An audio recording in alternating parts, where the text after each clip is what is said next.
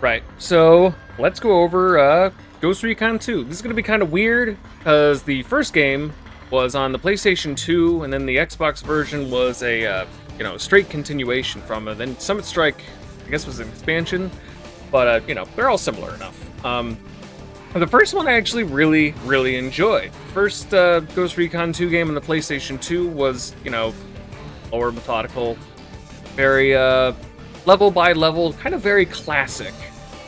And I really enjoyed it. I don't think there's really a whole lot to say about it. It was kind of simple. They tried some new things, and it's kind of cool to see the gap bridged between, the original Ghost Recon games and the much newer ones. And, you can see that they were trying to experiment, which I think is all I could really say about that one, because then it kind of immediately jumps into the Xbox versions. Ghost Recon 2, what was it? I think it's called Final Assault, right? Final Assault, yeah. And then, 2011 Final Assault. And then there was Summit Strike, which is the continuation of it's like an expansion.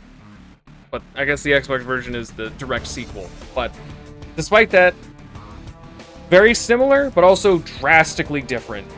I think the first thing right off the bat was it blew me away how modern the game felt. Like, these games came out in 2006, 2007, and I was able to pick up the controller, and it felt like a Ghost Recon game nowadays.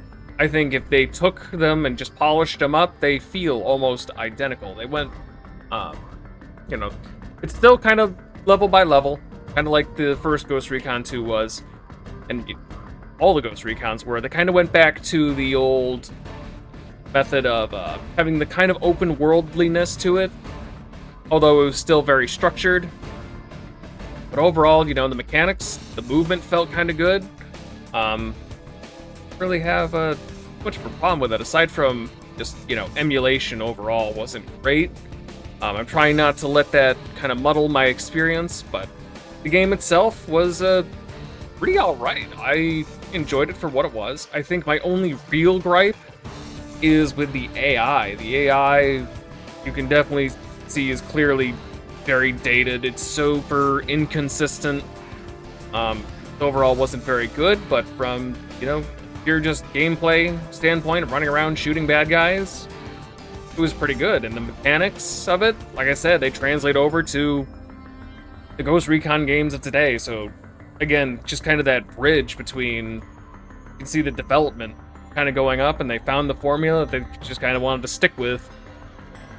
Yeah, I guess that's all I really have to say about them. I mean, in terms of whether they hold up or not, aside from the emulation issues with the Xbox versions, I'd say they're definitely worth trying to play.